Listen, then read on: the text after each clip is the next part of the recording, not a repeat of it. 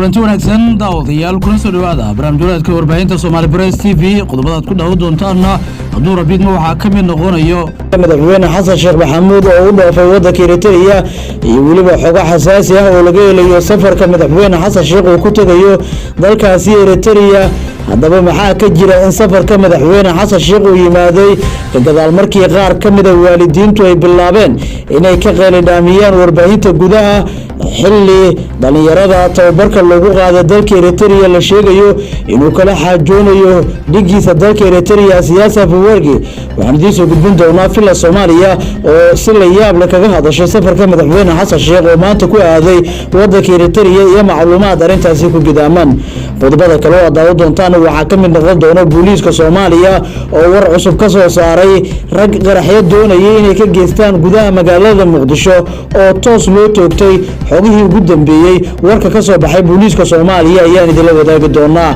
sidoo kale waxaan idineenaa xog ku saabsan kulan gaar ah oo dhaxmaray ra'iisul wasaaraha xukuumadda federaalka ee Soomaaliya Xamza Cabdi Aar iyo madaxweynaha dalka Djibouti Ismaaciil Umar Geelle haddaba maxay ka wada hadleen Ismaaciil Umar Geelle iyo ra'iisul wasaare Xamza wararkeena ayaan idinku soo gudbin doonaa salaamida waxaan idin soo baahin doonaa inta ugu badan madaxda dalka oo ku maqan wadamada diriska ah sida madaxweynaha Eritrea ku maqan ra'iisul wasaaraha Djibouti jiro iyo gudoomiyaha baarlamaanka oo la warinayo in uu waddanka Kenya ka abaabulayo marka la eego mooshin xoogan oo ka dhana xukuumadda ra'iisul wasaare Xamza Cabdi Barre qodobadaas ayaan go'aan doonaa hadduu rabeen daawadayaal waana khamiis taariikhdu ay ku beegan tahay 10 November 2022 barnaamijkan ayaan u gudageli doonaa faafintaas intaan u gudagelin dhamaantiin waxaad ku codsanaynaa inaad nagala qayb qaadataan faafinta wararkan muuqaalkana laaga dhadaan sidoo kale tan la wadaagtaan saaxiibadiina kale aan ku bilaabo madaxweynaha Jamhuuriyadda Federaalka ee Soomaaliya mudane Xasan Sheekh Maxamuud ayaa safar aan la sii shaacin oo degdeg ah waxa uu ambabaxay waddanka Eritrea oo ay ku baqay yihiin dhalinyaro tababar lagu qaaday dalkaasi Eritrea isla markaasina xilligiisii doorashada uu ku galay in dhalinyaradaasi dalku dib ugu soo celin doono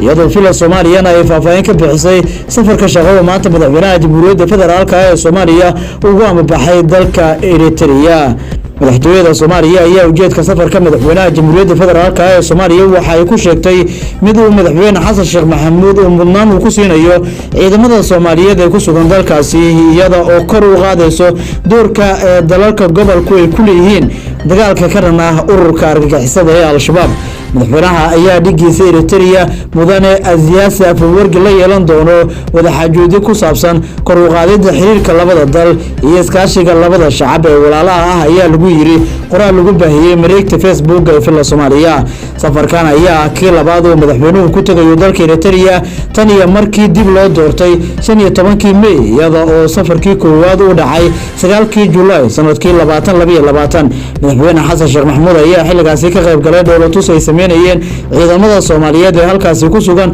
waxaana dowladda Eritrea uga mahad celiyay tababarada ciidamada oo ay ka taageerayso Soomaaliya sida lagu sheegay qoraalka fila Soomaaliya lagu baahiyay Xasan Sheekh Maxamuud ayaa hore u ballan qaaday in askartan Soomaaliyeed ee ku sugan waddanka Eritrea ay gaarayo ilaa 5,000 oo askari oo uu mar u sheegay in ay dowladda Eritrea ka qayb gelisay dagaaladii Ethiopia ayaa waxa uu haatan doonaya sidii uu dalka dib ugu soo celin lahaa sida hore u ballan qaadaba toddobaadkii tagay qaar ka mid ah waalidiinta wiilashoodu ay ka maqan yihiin ayaa waxa ay madaxweynaha ku dhaliileen ama ku cambaareeyeen arinta ku aadan balanka bixi oo balantu kaga baxay iyo in dareenkoodu uu ka dhigtay ololo doorasho iyadoo intaasi kadibna maanta ay xigtay in qaar ka mid ah waalidiinta ay ka hadleen warbaahinta isla markaasina madaxweynuhu ay cambaareeyeen taasi oo sababtay in madaxweynaha degdeg uu kaga baxo Muqdisho una duulo waddanka Eritrea calaamad su'aal weyn ayaa ku gidaaman haddii uu madaxweyne Xasan Sheekh uu la soo laaban doono dhalinyarada tababarka ugu maqan waddanka Eritrea oo waa hore tababarkooda dhameysteen isla markaasina dowladii uu hogaaminayay madaxweyne Maxamed Cabdullaahi Farmaajo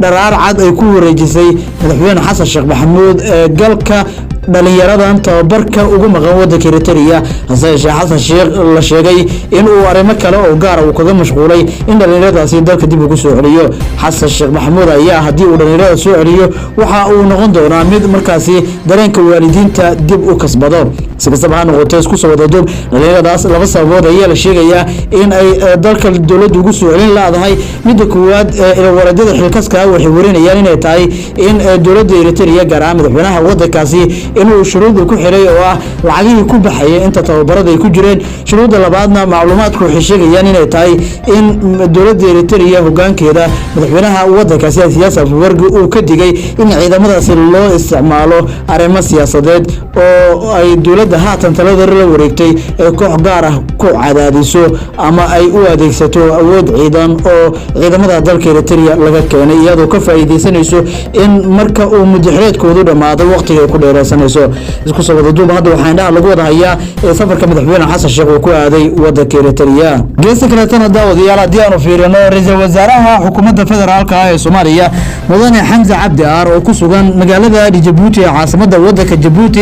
ayaa kulan gaar ah la qaatay madaxweynaha dalka Djibouti Ismaaciil Cumar Geelle ra'iisul wasaaraha xukuumadda federaalka ee Soomaaliya oo kamid ah madaxda wadanka ka maqan isla markaasina jira dowladaha diriska ah ayaa kulan gaar ah la yeeshay madaxweynaha dalka Djibouti Ismaaciil Cumar Geelle kulankan oo ah mid xasaasi ah ayaa la sheegay in goobjoog ay ka hayeen xubnaha wafdiga la socday ra'iisul wasaare Xamza Cabdi Barre iyo qaar kamid ah golaha wasiirada dalka Djibouti waxaana uu ka dhacay qasriga madaxtooyada dalkaasi labada dhinac kulankoodu waxay diiradda ku saareen adkeynta xiriirka iskaashiga labada dhinac isagoo ra'iisul wasaare Xamza Cabdi Barre fariin uu ka siday madaxweynaha Xasan Sheekh Maxamuud oo la wadaagay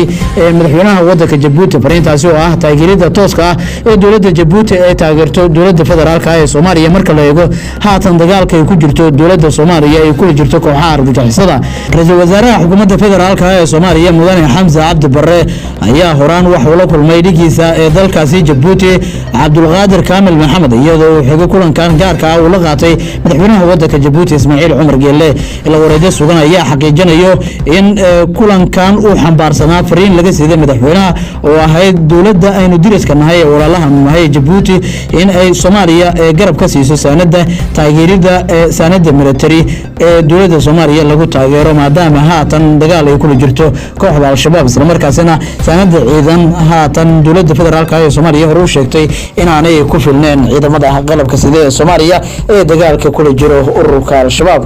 dhinaca kale tan daawadayaal haddii aanu fiirino ciidamada dowladda federaalka ee Soomaaliya ayaa magaalada Muqdisho ee caasimadda dalka waxa ay ku toogteen rag weerar ka geysanayay gudaha magaalada Muqdisho ciidamada ammaanka dowladda federaalka ee Soomaaliya ayaa howlgallo qorsheysan waxa ay ku qabteen laba nin oo hubeysan kuwaas oo weerar ka geystay qaybo kamid ah magaalada Muqdisho xilli ay la socdeen mooto bajaaj mareysay wadada 12 Oktoobar afayeenka booliiska Soomaaliya Sadiiq Doodishe war qoraal ah oo soo saaray ayaa waxa uu kaga warbixiyay howlgalkaasi sida uu dhacay waxaana uu shacabku ka qaadeen ciidamada booliiska Soomaaliya ay toogasho ku dhaawaceen ragaasi xilli ay geysteen weerar loo adeegsaday bamba gacmeed Doodishe ayaa tilmaamay in ragani dhaawacyadu ay geysteen isla markaasina ugu dambeyn ciidamada amniga ay gacanta ku soo dhigeen afayeenka ma uusan shaacin bartilmaameedka weerarkan ragan qofka ay la bartilmaameedsadeen iyo waliba shakhsiyaadka kale ee ay bamka ku tuurayeen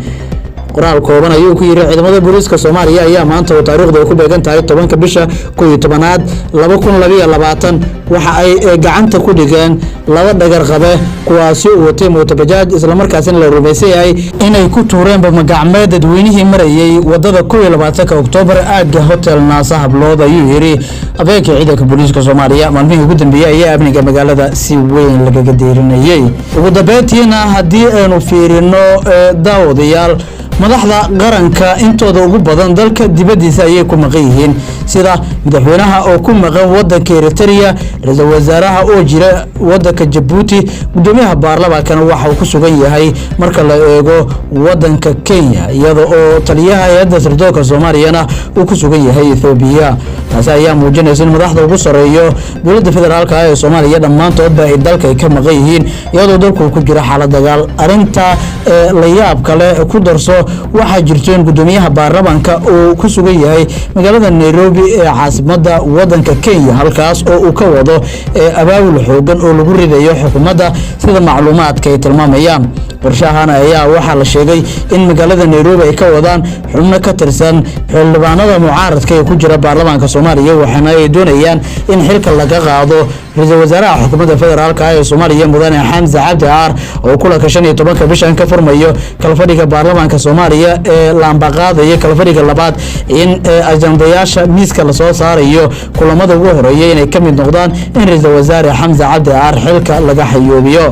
hasaatee macluumaad qaar ayaa tilmaamayo in halkaasi sidoo kale ay ku sugan yihiin xubno kale oo ka tirsan dam jadiid kuwaas oo difaacayo abaabulkana ka hortagayo in xilka laga xayoobiyo ra'iisul wasaare Xamza Cabdi Barre balse macluumaad qaar ayaa sheegayo in madaxweynaha maamulka Puntland Saciid Cabdullaahi Dani oo ku sugan isaguna magaalada Nairobi ee dalka Kenya inuu qayb ka yahay dhinacyada abaabulka wado Dani ayaa la rumaysan yahay inuu ka careysan yahay in balantii lagaga baxay oo xilka ra'iisul wasaare oo uu doonayay loo diiday taasi bedelkeedana lagu abaalmariyay madaxweynaha Jubbaland Axmed Maxamed Islaam Madoobe oo keensaday ra'iisul wasaaraha haatan xukuumadda wasiirka koowaadka ee Xamza Cabdi Barre wadaamada intaas ayaa ku soo meeraya barnaamijyada kala socotay warbaahinta Soomaaliya Production tan iyo kulantii dambe nabad warsan